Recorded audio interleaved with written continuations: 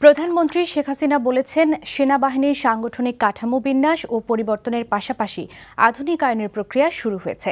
চট্টগ্রামে ইস্টবেঙ্গল রেজিমেন্টের বাৎসরিক অধিনায়ক সম্মেলন, কর্নেল কমান্ড্যান্ট অভিষেক ও নবম টাইগার্স পুনর্মিলনী অনুষ্ঠানে এসব কথা বলেন প্রধানমন্ত্রী।